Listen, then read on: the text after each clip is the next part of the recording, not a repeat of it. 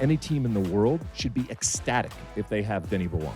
The way that he sets up shop on the left-hand side and takes players on a consistent basis is what I think of when I think of someone like Vinicius Jr.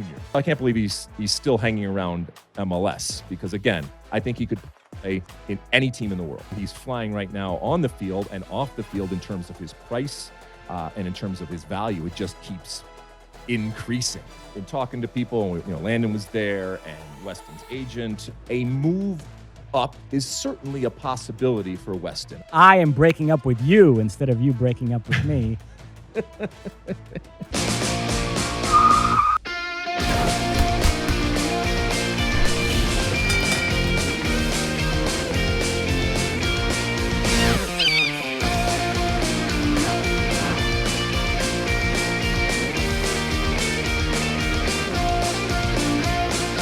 Hello, Sunshine.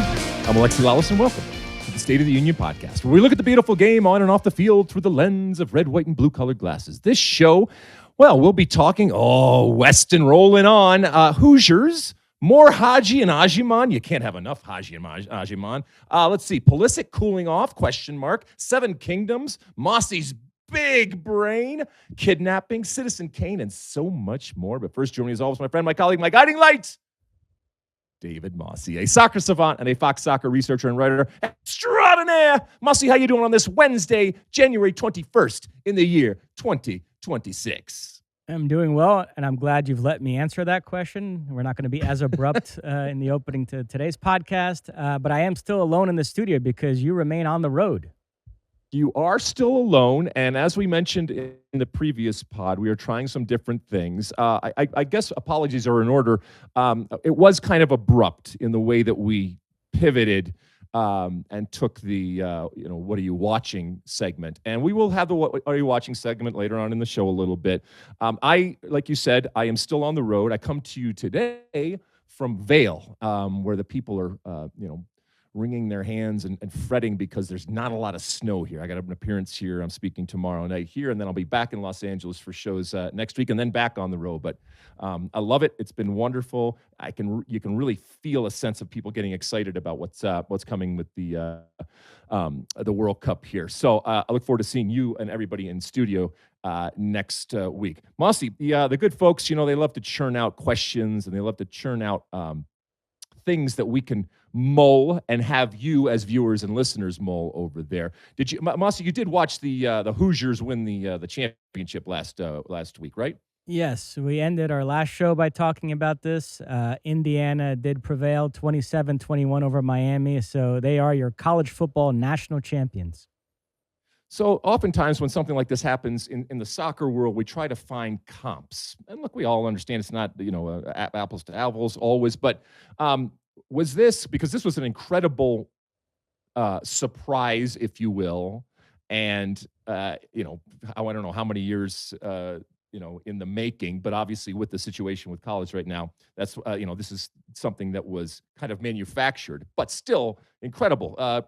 Season odds for IU to win the title 100-1. So when we look back, obviously things like Leicester come to mind, which was 5,000-1. For me, it's you think of, well, being the Greek that I am, obviously Greeks winning the Euros and Porto with Jose Mourinho and these types of things. Yeah, I mean, I what are your comps out there, Mosse? Do you got any out there before we move on here?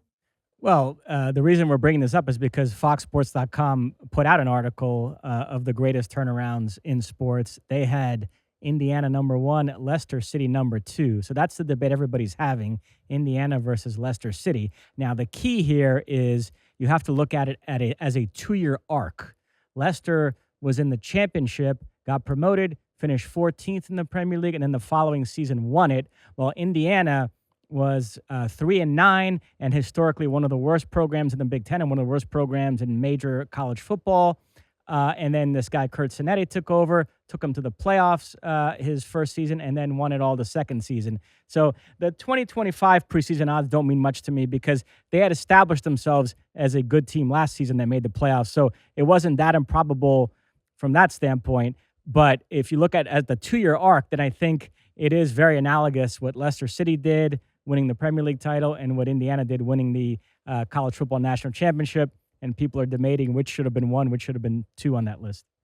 It's also, I mean, I think the turnaround phrase in this is a little bit misleading here. It's much more about the Cinderella story and doing something that nobody expected. So, all right. Anyway, congratulations to the Hoosiers. Let us know who you think when it comes to the biggest turnaround in sports. Definitely go and read that article. And, whether it's soccer teams or hockey teams or anything else out there. All right, Mosse, should we light this candle? Let's do it.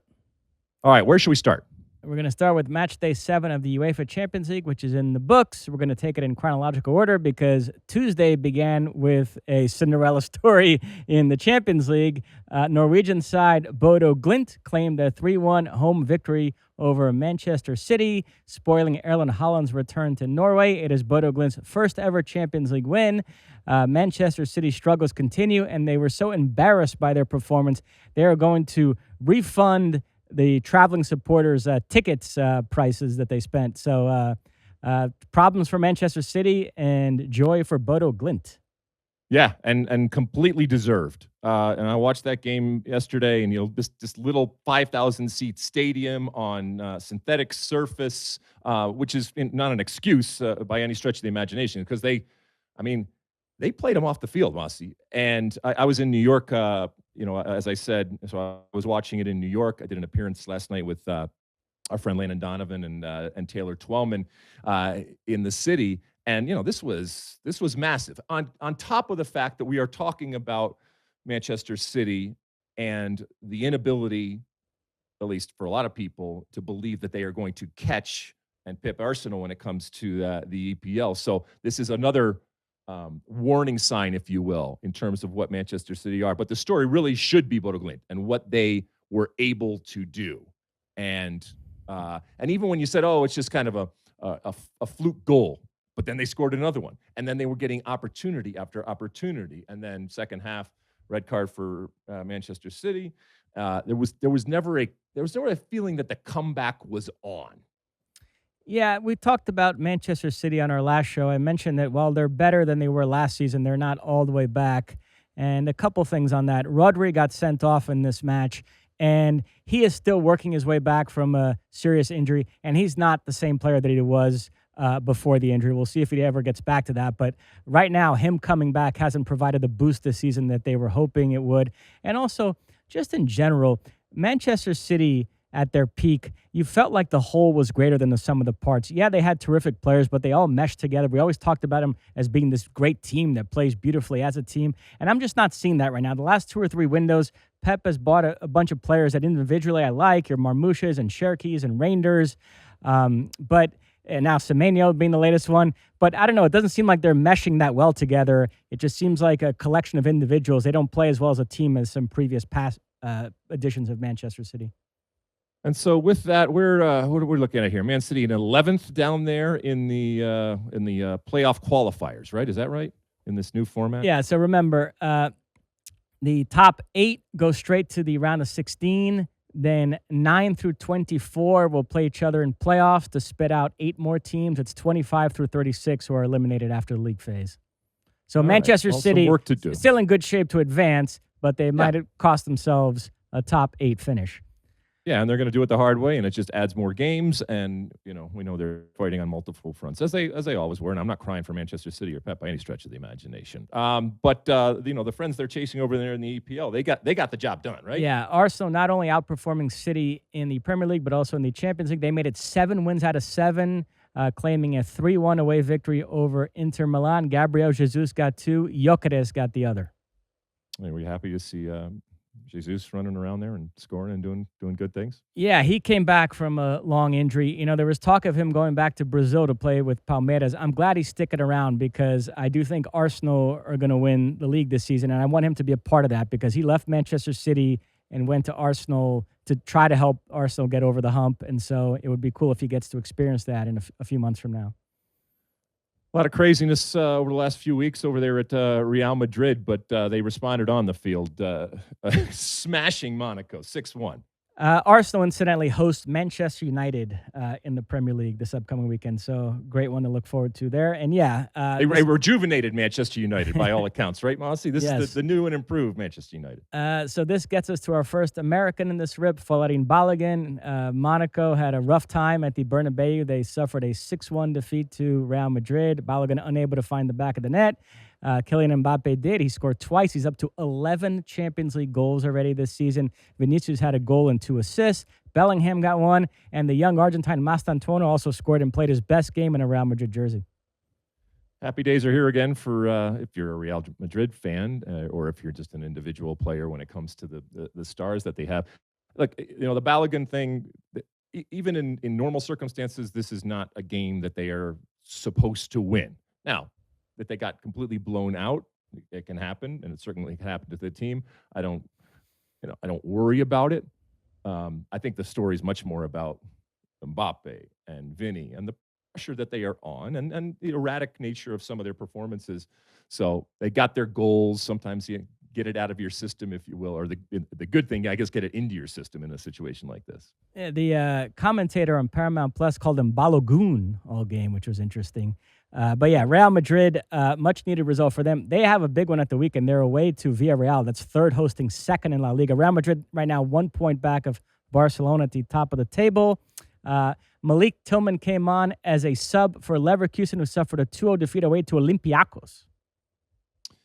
Well, see, when it comes to Malik Tillman, I think there's folks, and I think I had him in my starting lineup last week when we were doing potential starting lineups. I do think that Pochettino is enamored with him from what happened last summer. But, this move, and we recognize that it was a big move up, but the consistency of starting and the consistency of performance when it comes to Malik Tillman at Leverkusen, it's not quite there yet. I'm not worried because I don't think that Tillman is any less of a player for it, but it's certainly not ideal. No, I'm not too worried, though. I think he's had some injury problems, and that's hurt him. But when he's been fit, I actually think he's played pretty well for them. One guy who we have no concerns about right now is Weston McKennie as we transition to Wednesday. McKennie found the back of the net for Juventus in their 2-0 home win over Jose Mourinho's Benfica. Turan got the other goal. For McKennie, that's the third straight Champions League match he scored in, and his 9th Champions League goal for Juventus. That's tied with Vlahovic for the most since McKennie got there back in 2020. So he continues his incredible form. Maybe Duck McIntyre is right. Maybe he is the greatest U.S. midfielder ever. Well, we also know that Weston McKennie kind of thrives on doubters and doubt. That is his fuel. And, at times people, scratching their head or criticizing him. Not a lot. Okay. If you listen to my interview with Brad Friedel, he could not be higher on Weston McKennie. And he is flying right now. And as we've said before, he's flying right now on the field and off the field in terms of his price and in terms of his value. It just keeps increasing. And, here's another example here on this. We're recording this on Wednesday of a great American doing great things over there in Europe. A lot of news coming out of Europe, including Weston McKennie just continuing to score a bunch of goals. As I said, I was here in New York City, and I think in talking to people, Landon was there, and Weston's agent, and a lot of different people, and they're not going to tell me anything, that's secret or anything like that. But obviously, if you are representing Weston, you're going to be wringing your hands in the best possible way because his value just keeps clicking up and up and up. And who knows? I do think that not the sky is the complete limit, but a move up is certainly a possibility for Weston. And I think people will look at him as a possibility. I don't know if it ultimately happens. We've talked about the fact that he is out of contract, and who knows? Maybe he continues on and plays many, many more years in Serie A for Juventus, or somebody else bigger, comes along and tickles his fancy, if you will. It is ironic all the times that Juventus tried to get rid of him. If this story ends with Weston McKennie choosing to leave, it's kind of there's a Seinfeld episode where George Costanza turns it around on a woman he's dating. I am breaking up with you instead of you breaking up with me.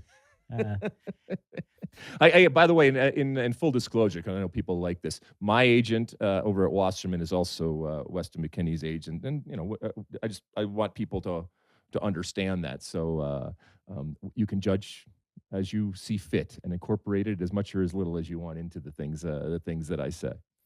Big one for Juventus at the weekend. They host Napoli in Serie A. Timmy Weah started for Marseille today. They were thumped 3-0 by Liverpool. Soboslai got the first with a free kick that he slid underneath the wall, then a Rulli own goal, and then Gakpo scored the third, finishing off a wonderful team move. So a rough day at the office for Timmy Weah and company. I did not see this. Where was Timmy Weah starting? Do you know? Because this has been the question with him when it comes to the national team. I think a lot of people, when they are making that 11 right now, feel that he is the odd man out, especially with the change of formation. By the way, Pochettino, I saw him last night in New York City. He was at this event too. Couldn't have been nicer. Couldn't have been more confident, and couldn't have been, I think, more focused on what's happening. But, as we've said before, he has made some changes. I think he has kind of gotten this team to be in a place where he is comfortable, not finished in terms of the product. But, when you look at Tim Weah here, you still don't have him in your starting lineup. And if it ends up being that 3-5 in the back, Mosse, do you still see him as the only position that he can probably play is over there on that, I guess, that right-hand side? Yes, in that 3-4-2-1 alignment, then to me he becomes a wingback in that formation, less so being one of those two underneath the striker. I prefer playmaker types like Gio and Tillman and Pulisic and Luna and Brendan Aronson in those positions. Yeah, I don't, as much as I love Weah, and I've told you before, through the last cycle, I thought he was probably the most consistent attacking force for the U.S., but I don't see him as like a hybrid. I don't see him in the Dest mode, or even in the Freeman mode, those types of players that can get up and down. I don't picture myself, as much as sometimes we laugh about Dest defending. He can defend, and he actually can defend well. And I'm not saying that Weah can't do it. That's not something that I see him doing. And as a matter of fact, I think he takes him away from the more traditional way of him taking players on in a very different way than Christian Pulisic when he's on the other side. So I think it's going to be interesting, but I also think it's going to be difficult for him to find a way to fit into whatever this new setup looks like for Pochettino. What else? By the way, with Marseille, the Mason Greenwood story is getting interesting. Mason Greenwood, you might recall, English player who got in trouble for beating up his girlfriend years ago. Now they reconciled. I think they're still together, but he became such a pariah in England that Manchester United had to get rid of him. He first went to Getafe to play in La Liga, played well there, and then moved to Marseille, where he's done incredibly well. He's the top scorer in Ligue 1 this season. He was the joint top scorer last season alongside Ousmane Dembele. His manager, Roberto De Zerbi, is talking him up as a Ballon d'Or candidate, and some people are wondering if England would perhaps bring him back for the World Cup. So far, Thomas Tuchel has said no, he's not even under consideration. We don't have to get into any of the icky parts of this story. We want to keep it light here, but it's just to show that how talented England are, that we all think they're one of the handful of best teams without him. And like here they have a player of this quality that they're not even going to bring to the World Cup for off-field reasons. So, yeah, it's just an interesting to keep an eye on the next few months. Interesting. And I don't know how many changes you mentioned, possibly bringing somebody in from out in the wilderness or surprises that coaches at this point are going to have. Obviously, you have the March window coming up with a lot of interesting things, and we'll talk about all of that, which is, I guess, one of the last times you can prove. We've talked about, possible young or inexperienced players. Actually, I was at dinner last night, and some people were talking about what's his name over at Kevin Sullivan, the young player, and the possibility of, would you ever bring him in the way that, back in the day, you Brazilians have oftentimes brought very, very young players, recognizing they're not going to play, but just to blood them. I don't see that happen. That happening. Banks, Stu and others have talked about Nokai Banks as a possibility. I don't think there are going to be any surprises like that when it comes to the U.S. under Pochettino, and obviously when it comes to England, I think he's kind of tamping that down and saying, no, this is good. And it is good what they have.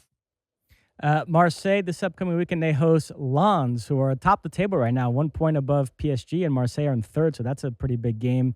Finally, Galatasaray and Atletico Madrid played to a 1-1 draw. Johnny Cardoso came on as a sub. This upcoming weekend, Atletico Madrid will host Stu Holden's Mallorca, who right now are just a couple of points above the relegation zone. Yeah, I mean, Stu's sweating it right now. Could be, a come down to the last couple of games type of moment for his Mallorca. But they've done it before, and they've done a great job of staying up. So they're smart, they're frugal, but they have just enough. So we'll see. But they're going to be up against it on Sunday against Atletico. So from the Champions League, we go to the Championship in England. There was some midweek action. Patrick Agyemang induced an own goal in Derby County's 2-1 away win over Charlton. He continues his good form and has not gone unnoticed. There are some reports that a couple of Premier League sides, Crystal Palace and Leeds, are interested in his services. So these reports here, if they are to be believed, are like £20,000. Is that right? That would be 20 million. Agyemang works. I'm sorry, 20,000. How is Agyemang worth 20 million pounds, and our friend Josh Sargent's worth 18 million? I mean, look, obviously, you score goals, you do the most important thing and the most valuable thing in the game, and he's doing it, and I think he's maturing in front of our eyes. Again, we've talked so much about whether he has the ability to be one of those strikers. A lot of people believe that Pochettino is going to bring 3 strikers. Some people believe he's going to bring 4 strikers. If there are 4 true strikers, then I think Agyemang's in. If there's 3, then I think he's odd man out to, I guess, probably who we're going to talk about next. But from a club perspective and a business perspective and a career perspective, this is great news. And it's exactly, I think, what he wanted to have happen when he made that leap from MLS over to Europe. Yeah, Sean Sullivan found that report on some obscure site. We know Sean spends time in some weird corners of the internet. He comes up with stuff like this, so we don't know if it's legit or not. Next up for Derby County, they will host West Brom, which could mean Patrick Agyemang against Daryl Dike.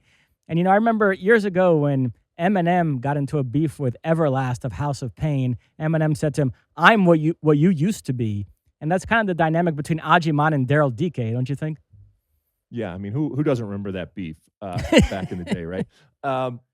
Yeah, exactly. And but we have a long history, and I think it's natural. Not just when I say we, it's not just American fandom. I think it's just soccer fandom where who's that next big thing, and if and when they burst on the scene, especially when they're scoring goals, we get excited.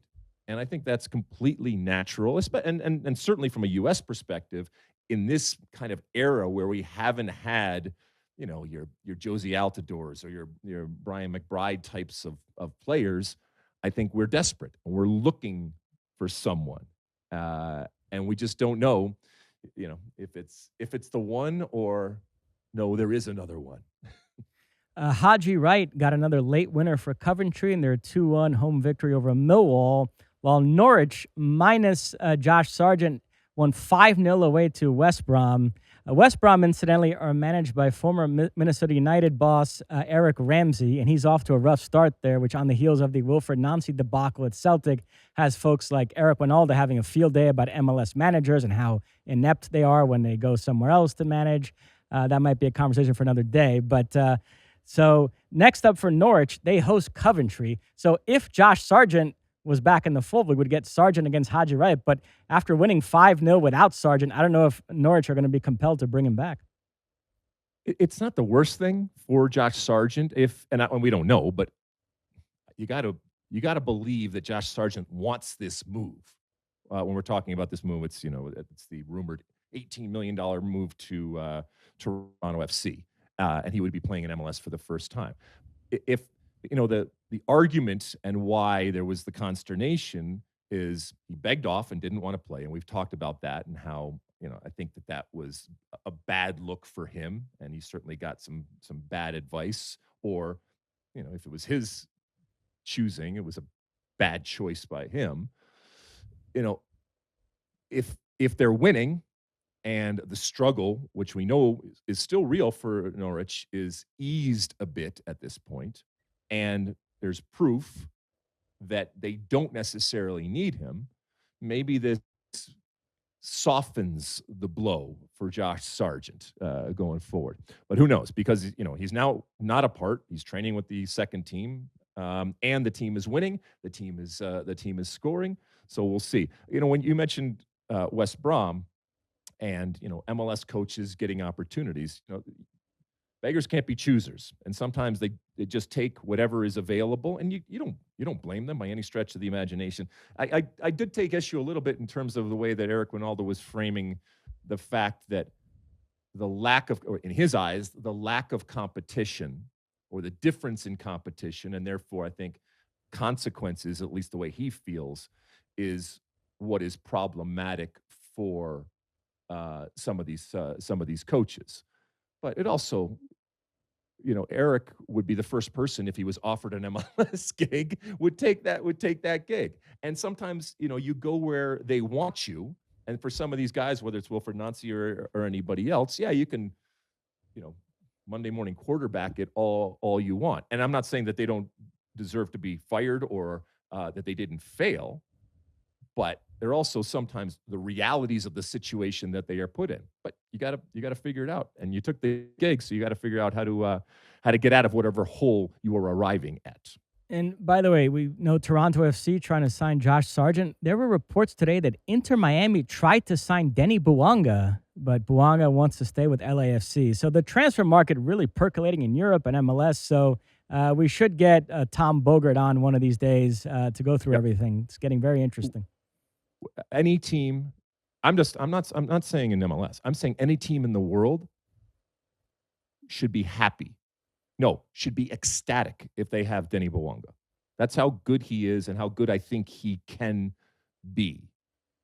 And this would probably be sacrilege to you, Mosse, but the way that he sets up shop on the left-hand side and takes players on a consistent basis, with the understanding that it's not always going to go perfectly, but the way that he puts people on their back heels is what I think of when I think of someone like Vinicius Jr. out there. Now, not when he's having his problems and going up and down, but, the fact that I even equate those types of players in terms of style, that's the ultimate compliment that I can give in. So if I'm LAFC, first of all, I can't believe he's still hanging around MLS because, again, I think he could play in any team in the world.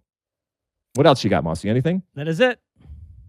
All right, before we get here, oh, by the way, Mosse, did you see the craziness with David Beckham and his family going on? Oh, my God. Off the field stuff. Yes. But listen, it's crazy. And for those that haven't seen it, just to give you a quick Cliff Notes version, evidently his son came out and wrote a scathing rebuke of the family and the relationship, and went all this dirty laundry about him and his relationship and with David and with his mother and all that kind of stuff. It's just it's just kind of ugly, but it's also catnip to a family that we know has lived in the spotlight and the paparazzi for I don't know how many years. I actually thought that David Beckham, when he finally got around to addressing this, because eventually he was going to talk about it, I thought he did a kind of really good and almost mature way of saying, hey, kids make mistakes. You have to let them make mistakes. You have to let them do things that you might not agree with. And there was a real kind of fatherly way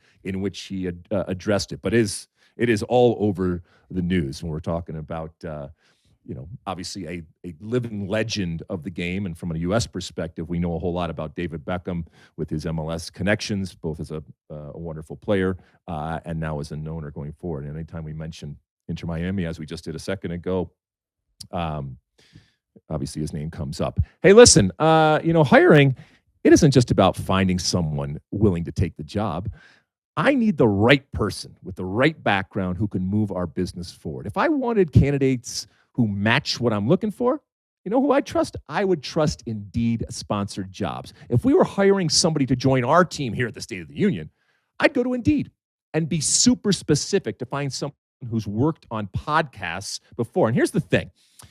With Indeed-sponsored jobs, I get people who fit that description. I'm not digging through resumes from people who've edited one YouTube video, all right? I am getting people who know what they are doing, people who have worked on shows like ours, and they can Prove it. That's what makes the difference. You get people who actually are what you're looking for. Spend more time interviewing candidates who check all of your boxes. There's less stress, there's less time, more results. Now with Indeed sponsored jobs. And listeners of this show, oh, here it comes. You get a $75 sponsored job credit to help get your job the premium status it deserves at Indeed.com/Lalas. Just go to Indeed.com/Lalas right now and support our show by saying you heard about Indeed on this podcast. Indeed.com/Lalas. Terms and conditions apply. Are you hiring?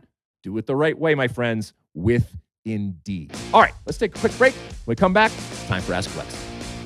Okay, welcome back. It's time for Ask Alexi, that part of the show where you send in your comments, questions, and concerns. And keep in mind that our handle out there on all the old social media platforms is SOTU with Alexi. And use that hashtag Ask Alexi if you're over there on the old social media channels. Or you can call into our State of the Union podcast hotline, which is 657-549-2297. That's 657-549-2297. We've gotten a lot of calls over the last week when I put that call out there, 4 calls to let us know what you're doing just in general, but also with this, kind of tweaking of the format that we have. I know a lot of you have called in and there's a lot of different ideas as to what we should do. You're listening to this show here. You saw at the top of the show, we did talk about some different stuff, and it's still a work in progress. We're still trying to figure out what is most comfortable to try to satisfy everyone. But, as Aesop's fables will tell you, you try to satisfy everybody, you end up satisfying no one at all. So at some point, we'll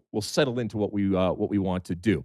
But our Ask Alexi section still plays. It still stays kind of how we have done it for a long time, including that voicemail over there, which I said was packed. So, Mosse, I am assuming that this show we got a bunch of voicemails. Yes, we have 2 voicemails. Let's take a listen to the first one now.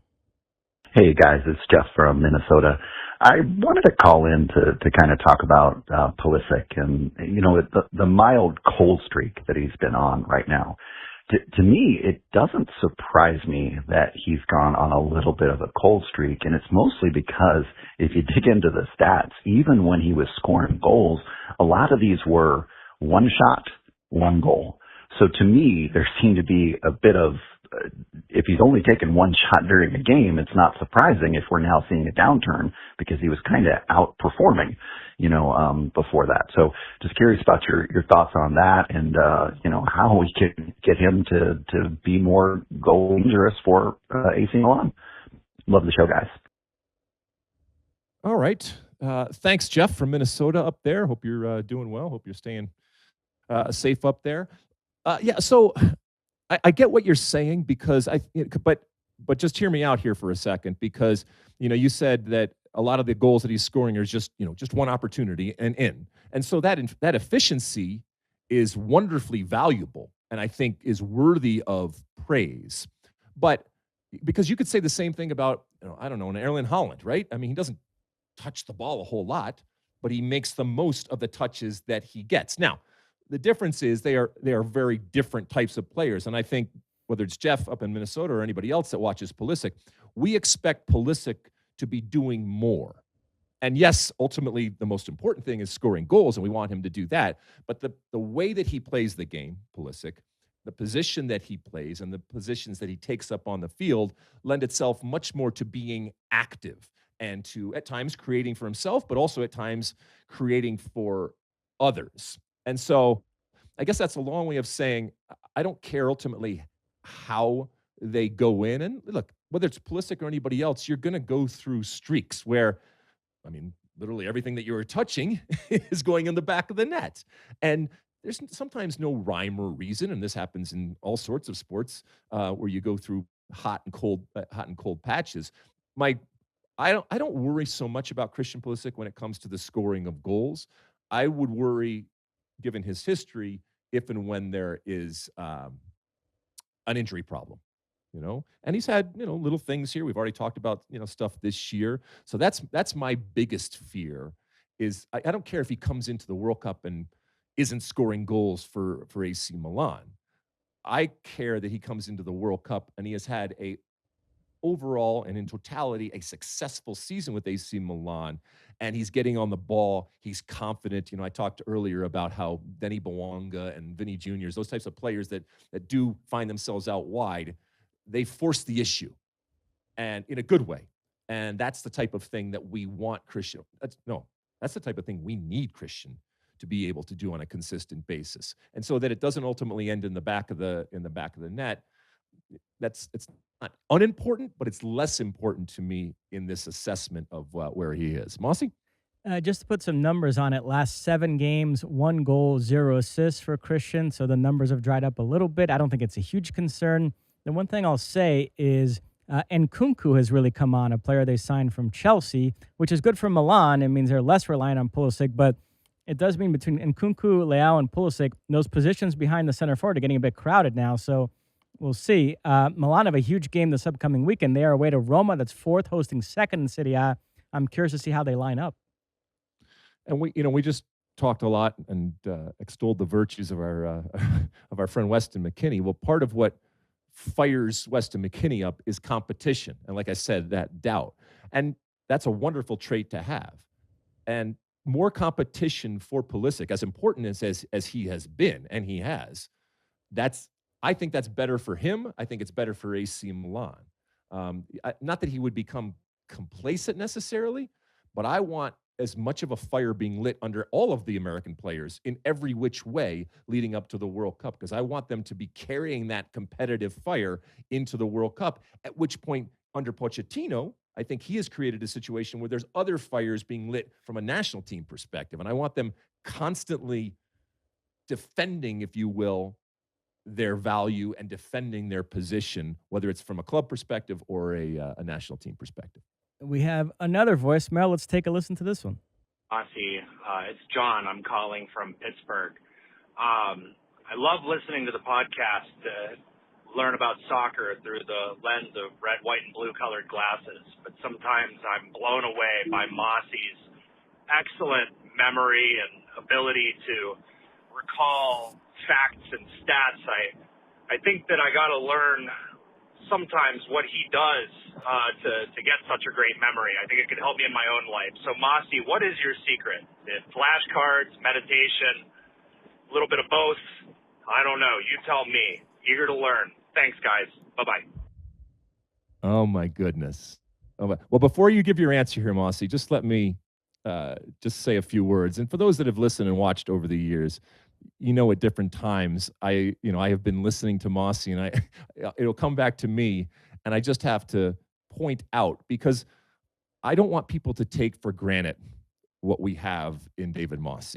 And so I will point out, much like what John said, how just mind-blowingly good Mosse is. And it's not just the immediate that he knows, but it's also obviously the history and the context that he is able to provide in that incredible computer of a brain. So as I set it up, just make sure that everybody out there recognizes and knows how much we value it, how appreciative we are, and to never, ever take it for granted that we have someone with that type of brain that educates us and does it in a way that is entertaining on a consistent basis. Go, Mosse. Tell the people your secret. Well, first off, thank you, John from Pittsburgh. I'm assuming he's a Steelers fan. I wonder how he feels about Mike Tomlin stepping down after all these years. 19 years, right? Yeah.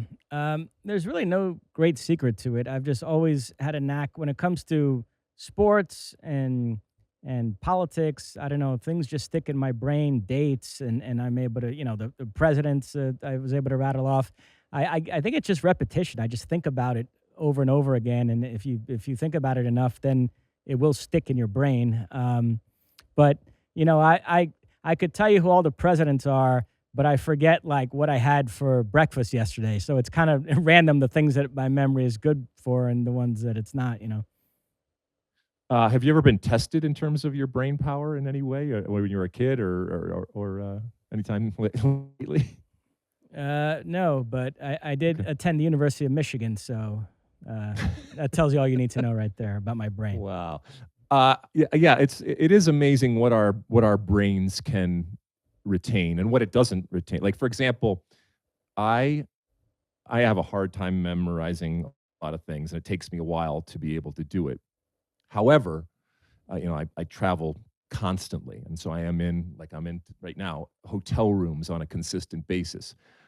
I will know exactly what hotel room I am in, regardless of where I am, in the world, regardless of how many nights I may have stayed there, or anything. It imprints on me in a way that nothing else does. I guess that's a useful type of thing. It's not useless information out there. But again, I have seen your mind at work when we're coming on to, either we're coming on air. And look, a lot of the times the stuff that you see me when we're doing, a lot of the tournaments, a lot of that is informed either directly or indirectly by a lot of the work that Mosse does and all of that brain power at work for us behind the scenes. So in a moment where we focus so much on AI and technology and obviously computers, we have long done that, the human element and the human component of getting all that data together and using it, especially in a television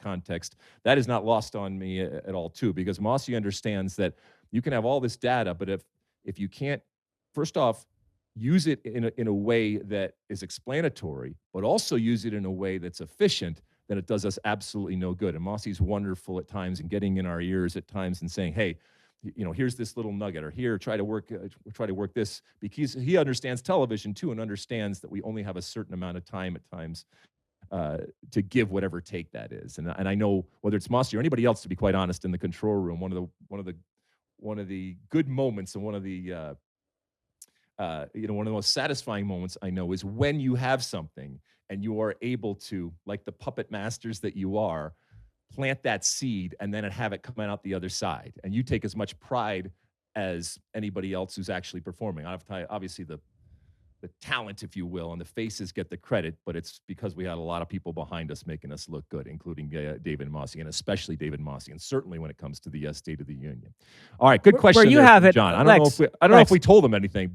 Where you have it is music, I have to say. Like, occasionally when we talk music, any artist I mention, you start ripping off the names of albums and songs from albums. So you do have it when it comes to music, my friend. Very impressive Selective, too, your brain. like anything else. Well, I appreciate that, Mosse. But look, we're all trying to keep up with you, but we all do love and appreciate everything that you do. Anything else? That's it. All right, let's take another quick break. Come back and we'll finish the show. Okay, welcome back. It's the end of our show, and at the end of each and every show, I give you my one for the road. Amazing and just mind-blowing article that came out this morning. Again, we're recording this on a Wednesday, and you should definitely go and check it out. The great Paul Tenorio came out over there on the Athletic/New York Times with a article about Adrian Heath. Many of you know Adrian Heath from his time as an MLS coach, both in Orlando and then a long time up in Minnesota till a few years ago.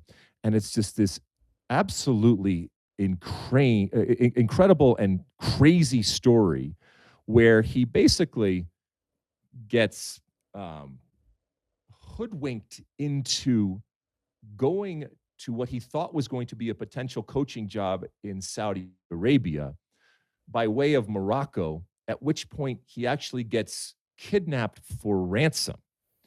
And, I'll let you go and read all of the sordid details, but it's just a nutty story from someone that we know.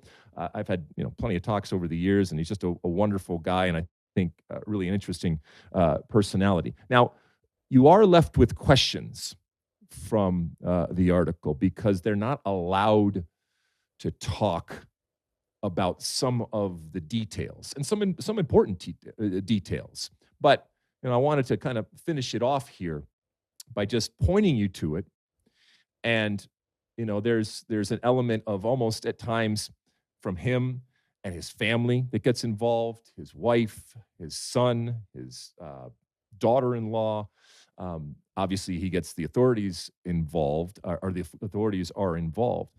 But there's almost an element of embarrassment that he was duped like this. Thankfully, he is safe and came through it, but just a harrowing type of experience that Paul does a good job of laying out. Although, like I said, there are some gaps and some missing pieces that I think would hopefully complete the story out there. But when we talk about things that we're watching or things that we're reading, this certainly could be a episode, or this could be a movie, or this could be a book. But it's someone that we know, and someone that we want good things for, and so that he is safe. That's a good thing, obviously, when it comes to that. We are at the end of our show, Mosse. So, is there anything, by the way, that you are watching or reading, or you want to tell the folks about? A couple things. I watched the first episode of A Night of the Seven Kingdoms, which is this Game of Thrones spinoff. It's a more lighthearted, almost comedic take. It's only 6 episodes, half hour each, so it's very light, but it's pretty good. It got me sort of back into that Game of Thrones universe, Westeros, Seven Kingdoms. So I'm into that. And then also I watched the first episode of the second season of Drops of God, which is this Apple TV show. It centers on wine and this family's obsession with wine. The first season was excellent. I'm a bit dubious. It kind of ended in a way where it could have been a one and done. So I'm a bit dubious about doing another season of it, but we'll see. The first episode was interesting. Lastly, we're taping this on Wednesday afternoon. The Oscar nominations come out tomorrow morning. So I'm curious to see. There's a chance that I've seen all 10 Best Picture nominees. I think at worst I'll have seen 8 or 9, and then whatever I'm missing, I'll knock that out in the next few days. So by the time we tape a pod again on Monday of next week, I will have seen some way or another. I will have seen all 10 Best Picture nominees. Well, we will make sure that we go through those. I will not have seen hardly any of them, but maybe I'll make an effort to try to do that. As I mentioned, I'm flying a lot right now, and I always go to the new releases, and just nothing really grabbed me from the new releases, and so I went old school and I watched Citizen Kane on my way out here to Colorado. And look, I by no way am a film historian or buff when it comes to all the different angles and why it is arguably one of the greatest. Well, it's not arguably one of the great. It is one of the greatest, but it's arguably the greatest piece of cinema ever made. But even my little brain, no matter how many times I watch it, sees something new each time, as it did today. And you have to give yourself context of when that was shot and what film was and how groundbreaking it was. And even I can understand that. And it still holds up, and it's still quirky in the best possible way, and even different given all of these years. So, I mean, that's a wonderful piece of filmmaking there. By the way, I just started, so I will have a review of this. The Gales of November, The Untold Story of the Edmund Fitzgerald. It's a very popular book right now. A lot of people are talking about it. So I just downloaded that. That's John Bacon, right? What is the author? Yes. He is like yes. He is a guy that went to Michigan. He is like the Bob Woodward of Michigan football. He's written like 10 different books about Michigan football. So I've read multiple, and I've always wanted to read a non-Michigan football book of his just to get a sense of how he is as a writer on other subjects. So I might end up reading that as well. There we go. I love it. All right. Well, listen, I know we did the What Are We Watching at the end of the show. We're trying some different things here, so bear with us. And again, I really, really appreciate the fact that so many of you have reached out, whether it's in person and on my travels, whether it's on the hotline, which, by the way, you can also text on the hotline over there, or it's over on the social media, letting us know and stuff like that. And some people agree, some people don't. That's just the way it is, and we're just refining this, like I said. So give us a little of grace, if you will, and a little bit of patience as we try to figure out exactly what this is going to look like going forward. As Mosse said, we will be back again next week. I will be in studio, so I can't wait to see my good friend David and Sean and everybody else out there that does so many things to make us look good. Keep downloading, keep reviewing, doing all the different things that you do out there. But first off, all right, speaking of the World Cup, because that's what I am constantly doing at all these appearances, speaking of the World Cup and getting people hyped, and you can feel, you can sense the energy, right? So speaking of the World Cup, I want to thank our sponsors, and the particular sponsor I want to thank is of this show, SeatGeek. If you are planning to be there in person, SeatGeek makes it incredibly easy to get tickets. SeatGeek is the #1 rated ticketing app with over 35 million downloads and 70,000 events, from sports to concerts and everything in between. And what I love about SeatGeek is how simple it is. Every ticket is rated on a 1 to 10 scale. So you know instantly that you're getting a good deal. Green means good. Red means bad. It's simple, right? And every purchase is backed by the buyer guarantee. And we've got a great deal, for our State of the Union listeners. So here it is. Get $30 off World Cup tickets when you spend $200 with promo code SOTU. It works for new and for existing users. You just got to click that link in the description so the code is automatically applied. That's $30 off World Cup tickets with code SOTU. Thank you, SeatGeek. And thank you, as I said, for doing all the things that you do, downloading, reviewing, subscribing, rating, smashing that button left and right, up and down, double fisting over there on the old YouTube channel. Smash that button. Smash it. Smash it a couple of times. 1, 2, 3, left, right, like I said. And over there on the Apple machine, and over there on the Spotify machine, all the different machines there. Talk to you again next week. Have a wonderful weekend. Enjoy your soccer on and off the field, and your life on and off the field. Until then, and as always, my friends, size the day.